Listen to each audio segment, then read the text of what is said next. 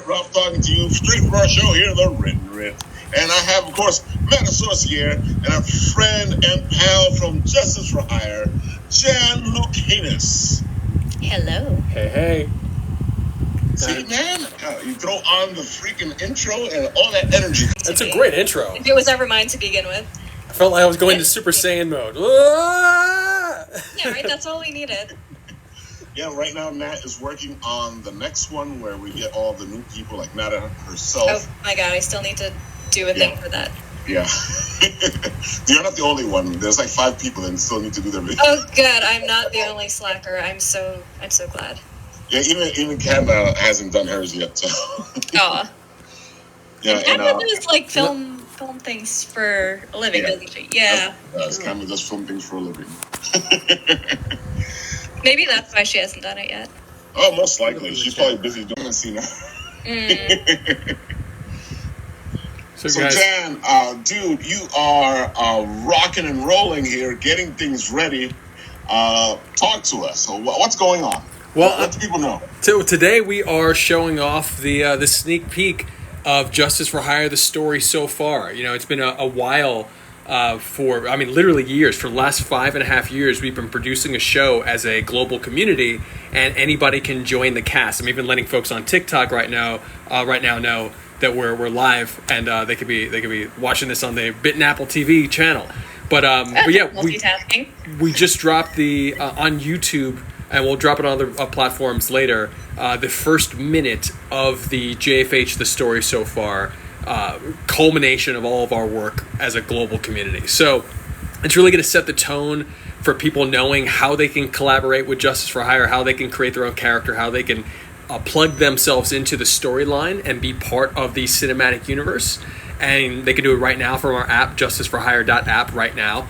And it's free to join, and like it's super fun. And we do, obviously, we met Raph at an event that we do live events across the country. We shoot action scenes together as a community, and it's tons of fun. And we're building a show. Fun, man. So it's my honor and pleasure to be here and to be able to present this. And it literally was just uploaded right before we got on.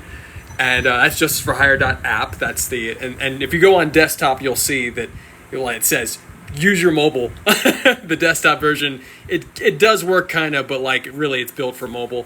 And it's super fun, man. Of course, we have our Justice for Hire is our first show for ReelwUrld, our first cinematic social network. And we're building out the company, and people can invest right now. We have 6 days left to invest on wefunder.com/ReelwUrld, so you can own part of the company. This is like a public offering. It's the first time we've done it, and we really want people to know that we're all about community ownership, community creativity, people owning their own characters, people being able to tell stories together and grow as a community. So definitely help us push these numbers up. We got 5 days left, and like I said, that's wefunder.com/ReelwUrld to own part of the company. And when we have folks from Legion M, the president has invested in us. Nice. So that's Jeff Anderson. So big shout out to Jeff. And Andy Russell, big venture capitalist, just came on yesterday and did an interview with me. So really, really cool stuff.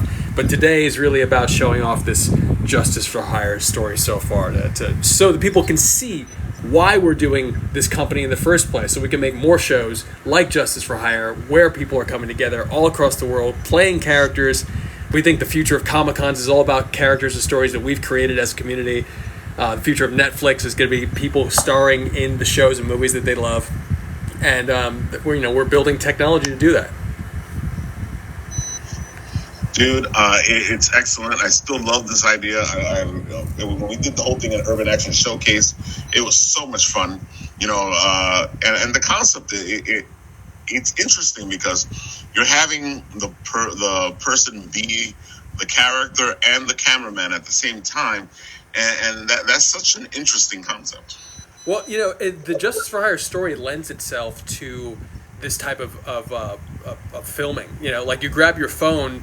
And just like in real life, if you see a fight happening, if you see something going down, you need to be recording it. So in the Justice for Hire storyline, you use where everyone just grabs their phone and they just start filming it. Yeah, I mean that happens all the time. So this found footage kind of aesthetic is a major part of the series, and we're really doing our best to future-proof ourselves with the concept, because what we're really talking about here is not simply an app that's like Uber for heroes where you can hire a hero or become one and get paid.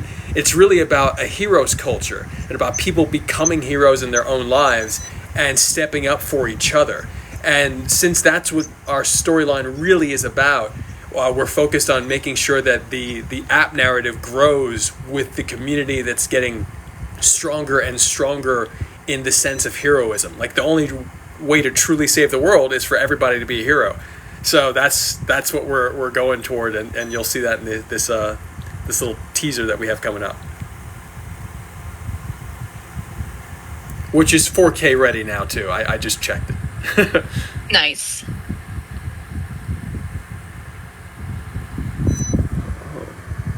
Family of vigilantes. My dad, his best friend that's like my uncle, and his son that's like my brother. But I gave up that life due to burnout. After years of helping people, I didn't have anything to show for it. I was broke, divorced, living without my son, and teaching martial arts to survive. But when I witnessed a domestic violence incident that police couldn't respond to, look at me when I'm talking to you, I finally had my billion-dollar business idea. I realized the only way to truly save the world is for everyone to be a hero. It's an app to hire a hero or become one and get paid. It unites heroes with people who need them. For your bodyguards, baby. I love your app. I knew in that moment that I and anyone that wanted to be a hero would never be broke again. Because justice is for hire. I'm going to be so rich. We're all going to be rich. Or at least after I help her for free, because that's the right thing to do. You're hitching the vigilante app. It's just a little bit insane. Justice for Hire, the story so far. JFA started in New York City, with me, Jan, aka Hero Number 0. I grew up in a family of vigilantes. My dad, his best friend that's like my uncle, and his son that's like my brother. But I gave up that life due to burnout. After years of helping people, I didn't have anything to show for it. I was broke, divorced, living without my son, and teaching martial arts to survive. But when I witnessed a domestic violence incident that police couldn't respond to, look at me when I'm talking to you, I finally had my billion-dollar business idea. I realized the only way to truly save the world is for everyone to be a hero. It's an app to hire a hero or become one and get paid. It unites heroes with people who need them. For your bodyguards, baby. I love your app. I knew in that moment that I and anyone that wanted to be a hero would never be broke again. Because justice is for hire. I'm going to be so rich. We're all going to be rich. Or at least after I help her for free, because that's the right thing to do. You're hitching me some illegal vigilante app. So yeah, that is. I just sent you the link that we could actually queue up. I realized that the shorts plays over and over, so now you have the watch link. But yeah, that is the first minute of the story so far, and the what will drop Friday will have. It keeps expanding. It keeps escalating. You keep seeing the community growing, and people like around the nation like stepping up, and it's really really cool. I'm a big fan of the score done by Sage Michael, who's a dear like brother of mine, and Sage is he's done a bunch of stuff that folks would know, including Lobby Boys, which he produced that album with Jim Jones and Mano, and is doing a bunch of stuff for Dave East now and Fabulous, and has worked with Ludacris and all these folks. So he's like been doing our score since college for me. So amazing guy, and yeah, it's super fun. There's a lot of there's a lot of real world crossover too. Like that guy right there at top, that's Brian Frumberg playing himself, and Brian is he ran or still runs Venture Out, which was one of the fourth most active startup accelerator in America. And so we came out of his program, and he decided to jump into the series, which is great. And you see Stone there, aka Stone, that we all met at the Urban Action Showcase together. So he's right there, and it's folks from all walks of life coming together, telling a story together. We have UFC fighters, we have like Angelique Zambrana, who you met at Urban Action Showcase from Law & Order, and Arjali Jabad from like Phineas and Ferb, and all these folks coming together, and then just people who pick up their phone and join. Dude, it's excellent. Folks, you saw the video a couple times only because we couldn't start it where it started, so I let it play twice. I enjoyed watching it over again. I always do that with things that I like, where it's like, all right, I liked it the first time. Let me pay attention more the second time around. Yeah, you pick up things on the second play. I do appreciate like the sense of humor going throughout the whole thing. Like that's a very nice touch. Thank you. Completely. Yeah, we're really doing our best to create a tone that's like anime meets Arrested Development. I love it. I love that. Yeah, you didn't go like the super grimdark like DC route with it, which I appreciate.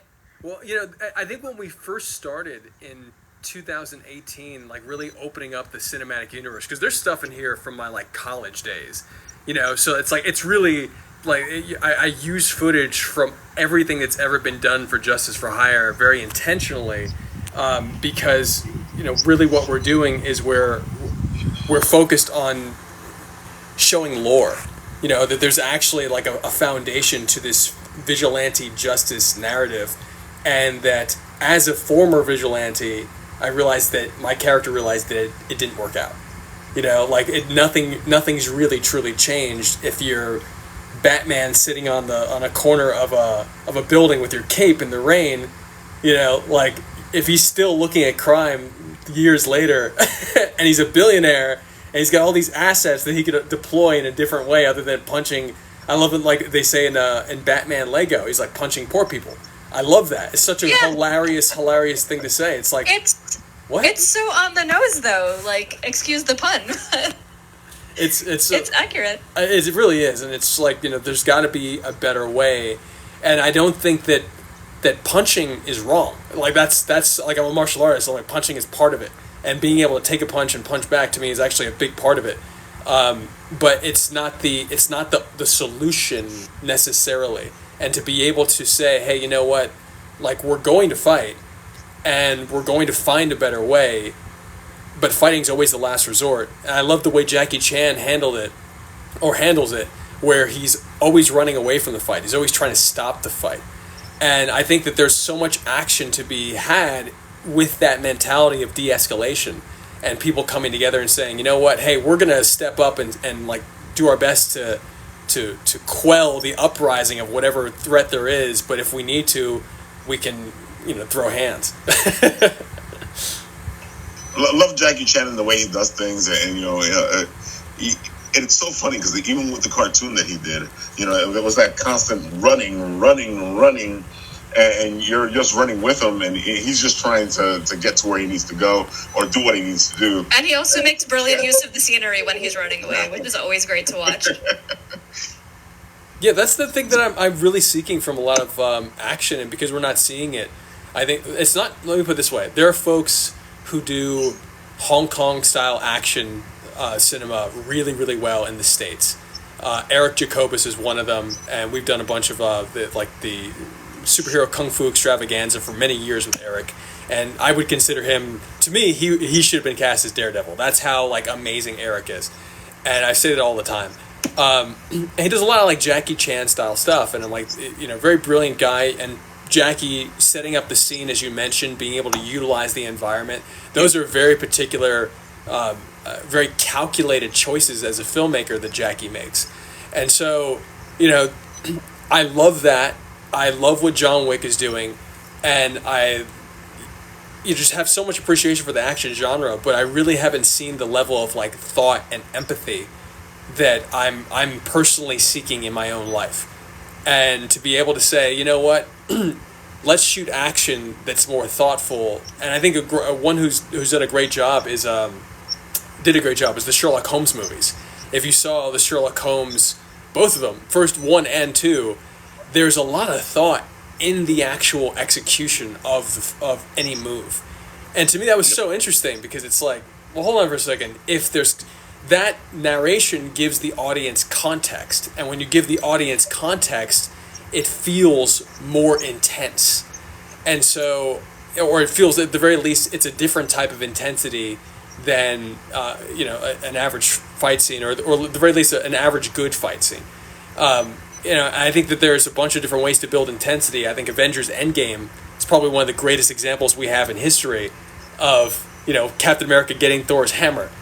and everyone just flipping out, and those viral videos of I remember like tearing up, like I had tears running down my face. Greatest movie to see in the theater. Oh my god! It was Everybody in the audience had like simultaneously went like, "Whoa!" It's like, oh my god! Yeah, it was amazing. But being able to build up to great moments, to me, takes so much true design. And what we're doing with this story so far video, and what we've been doing with our hero season, from the 5 episodes we released last year from November to December, is really doing our best to set the foundation, the tone. This is everything I'm saying really leads back to your comment on tone and the comedy that we're bringing into it.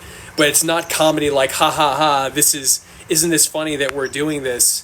Like, the intention is to be like, hey, this is real, and we actually have to find solutions. And there's a lot of humor in this pain.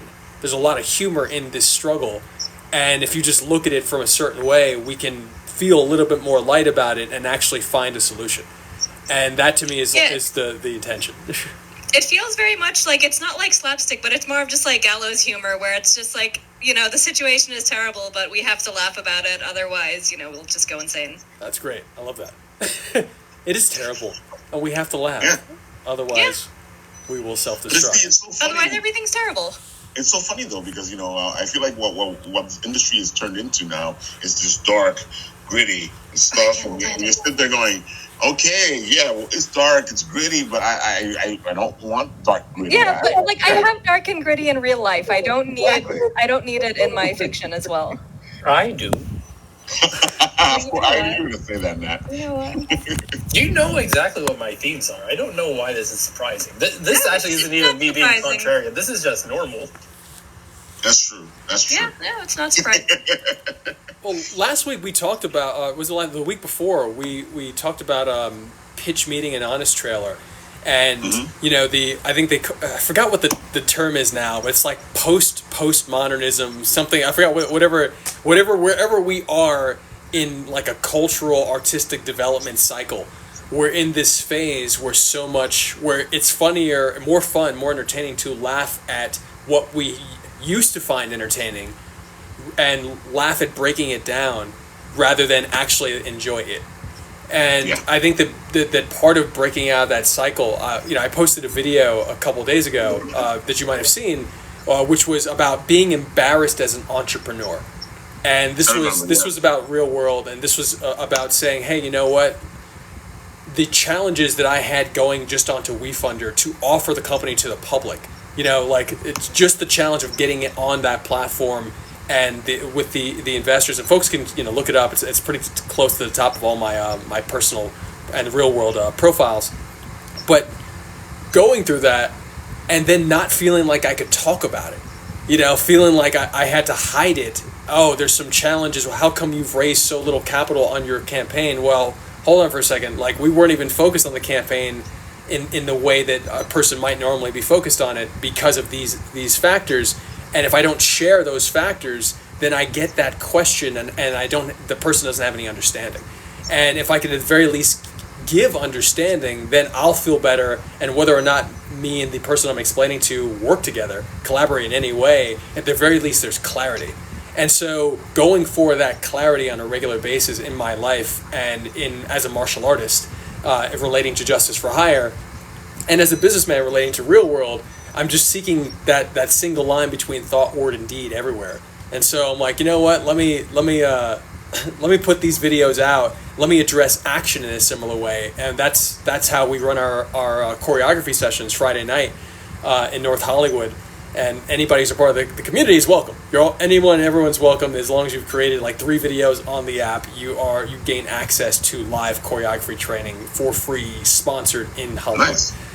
So that's every Friday night, 7 p.m. at Shaolin American Self-Defense Academy. Big shout out to Sensei Donnie Jeffcoat for that. So, but yeah, just being able to be more honest with ourselves. That's really what ReelwUrld's about. If you can look at yourself as a hero, you can transform yourself. Even as a villain, you can transform yourself by looking at yourself as something that you may not necessarily feel you are right now, and building a character around that. And that's what we're all focused on, that honest portrayal, rather than laughing at how cinema has distanced itself from its own reality, from like reality. I do appreciate you being really transparent on like the struggle behind the scenes, because that's something that a lot of people just don't talk about. Like, nobody wants to admit that they're having trouble. Nobody wants to admit that there's been like, a failure of sorts, and like just being able to go out there and say like, hey, look at this campaign. This is why this happened. Like, that's why that happened. Like, a lot of people just don't do that. Well, it's it's really interesting, like assumptions, like and being, I came out of college. I went to NYU for film. Came out of NYU with like all this like energy, and I was really really happy, and I loved this brightness I felt about myself and my perspective of the industry, and going in there and essentially dimming myself for the expectations of others was really interesting. The assumptions that other people might make, and I just felt myself systematically doing that unconsciously for years and years and years. And then I realized, like, I still can cultivating that light inwardly, but not showing it out as much. I'm like, hold on for a second. There are things that I know to be true, and then I'm watching other people who I'm sure don't know. Like, I'm absolutely sure they don't have this information, because I know I know the expertise that they claim to have, and that is different than this other expertise. And to watch people make assumptions about each other's expertise over and over and over again, and then systems that are built around expertise, such as, a tech investor thinking that, oh, well, this is Hollywood, so you should probably be focusing on these things. Or Hollywood investors saying, oh, well, that's technology, you should probably think about that. It's just like, an action director, thinking that a horror director might feel a certain way about something. Like, all these different, like, disconnects that by assuming something about somebody else. And so it happens in comics too a lot. Like, oh, they can everywhere. only write this, or like they can only draw that. It happens like, all the people time. Are pretty well rounded. All walks of life, and like just for me personally, I just got really like I'm in the process. Like, you're watching me now in the process of being like fed up with it and actually expressing myself differently. And to express myself with a level of clarity I wish to oftentimes take some production.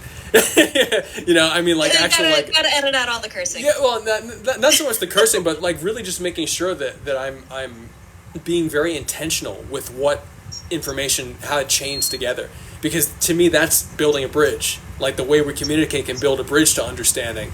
And so, whether it's our platform ReelwUrld building a bridge between like the social media world and like the legacy Hollywood way of developing story worlds, because that's one bridge we're building, or a bridge for a human being to use character and story to grow and change, like what we're doing with Justice for Hire. There's folks all across our community that have reached out to me saying, hey, this has changed my life. I've grown up with you guys. We've only been doing this for 5 years, and people are saying they've grown up with us. Oh my goodness. And I'm like, man, that's amazing. Like dude, getting that shout out from Raina. She's like a big martial artist, and like, things like that. Just, it's really, really cool to see people love and have been like watching us grow. And that's all been happening while I was feeling all this resistance from like all these different areas of like the startup world and Hollywood, and and I don't mean to villainize anybody. What I'm saying is that we're, because people are assuming we're not necessarily communicating in an optimized way. We can't get the best out of each other unless we communicate in a more optimized way. So I'm doing my best to embody that realization by saying, hey, let me just speak differently. Very smart. Yeah, I agree with everything, like 10,000%. Like, if people would just kind of like listen to what the other person has to say instead of, thinking all of these other things, like, life would be a lot easier. Communication would be a lot easier. I really think we're going to have a golden age of humanity. I really do. Like, I hope so. I think we're working toward that, and I think a lot of the challenges we face are just, us working out the different. We're smoothing out the like sandpaper on each other. We're smoothing each other out. I like that. I like that metaphor. I completely agree, and I'm hoping, not even hoping, there has to be a moment of enlightenment. If you believe in the world ending, then you know that it happens after the moment of enlightening, which hasn't happened. Well, I'm just saying, folks. You know, if we end after an era of enlightenment, it's a good note to end on. I gotta say, Exactly. I'd rather that than everyone killing each other. you know, have you guys read Grant Morrison's 21 Days? You have? Yeah. Oh my gosh, that's awesome.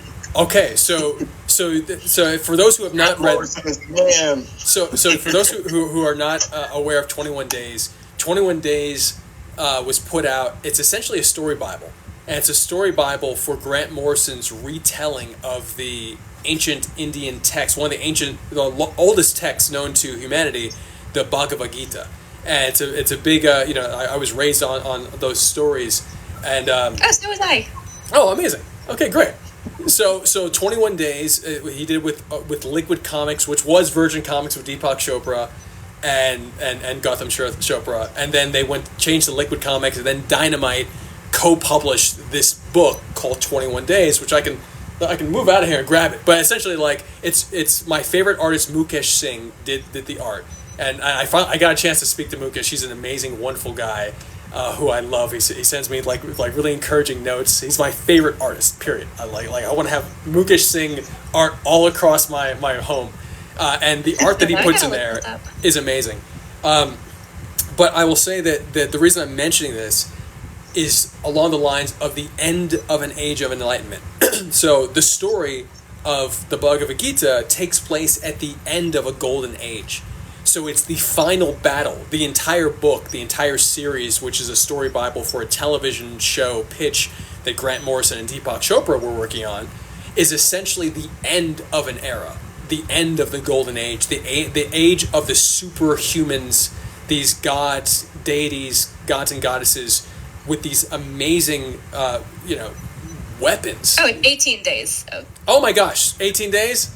I thought it was 21. Look at me, my I math. looked up 21 days and I was like, wait, why is 18 days coming up? And then I clicked on it. And then we got Raph over here nodding his head. 21 days. Yep. I'm remembering it as Yeah, 18 is such a weird number.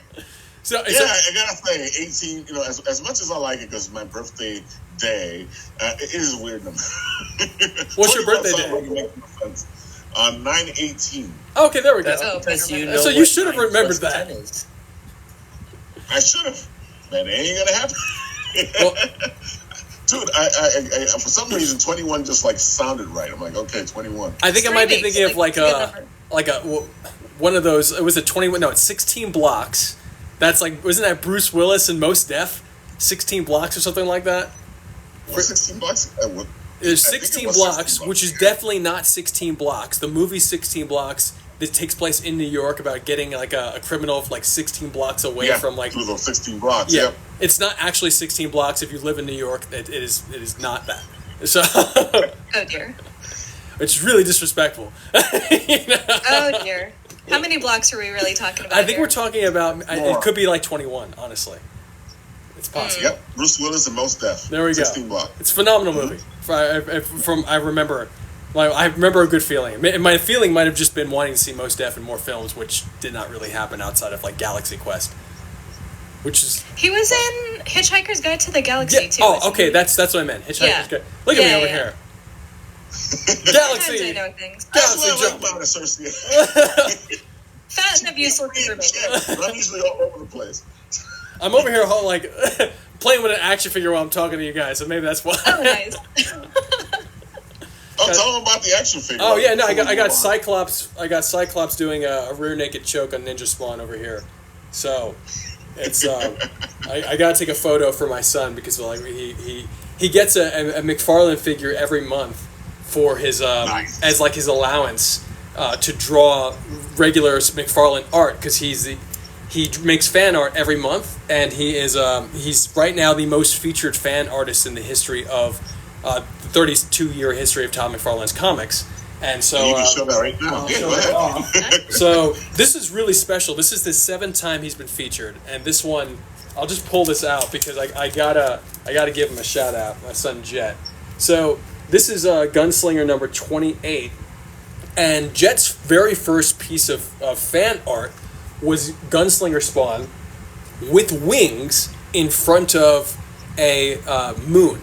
and it was like a little like fan art that he did, and that was the very first piece that got featured in Todd's books, like in 2022. And so he's featured in this book, and it just so happens to have Gunslinger for the first time shown with wings. And so I was telling Jet, I'm like, hey man, it's quite possible that you were the first person to ever draw a Gunslinger like that in print. And so now he's like reconnected. Like, this is his fan art in the back, but you know, super fun stuff. And then today I had to go and pick up a couple issues of Gunslinger 32 with this beautiful Sergio Leone cover, inspired cover, because there's a letter from a fan in the back here that shouts out Jet, my son, and just really, really cool about, I want my son to understand that when you make art, it impacts people. And so I picked up multiple copies so that he can have this in his room and remember that, hey, when he puts, you know, pen to paper, it affects other people's lives. Amazing. It's so easy to forget that. Like, as someone who does art for a living, it's so easy, especially when you're doing stuff by yourself, to think that, like, oh, nobody's going to see this. It doesn't matter. So, like, it's great to have that extra little push from someone from the outside who's like, hey, I love your stuff. Like, keep being you. It's amazing. You know, do you guys follow JT Barnett? Highly recommend following JT Barnett. So JT Barnett is he's like a social media, he's got like a agency advisor kind of guru, and he makes some really interesting videos, and he just said something that I really appreciate. He's like, make your content for just one person. If you're serving one person, that's like, focus on that positive feedback loop of just giving to the person that cares.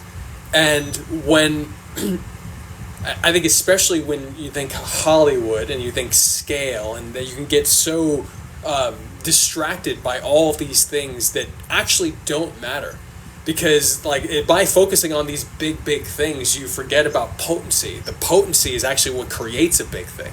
And so just that thing that actually like serves your core, that, you know, you are your audience, and by serving yourself in a certain way and saying things that others may need to hear, that you need to hear, it's going to just have ripple effects. And the more I started applying that to Justice for Hire, the more I started seeing the impact that we can make as a community. And so that's you know, I appreciate JT for reminding me of that.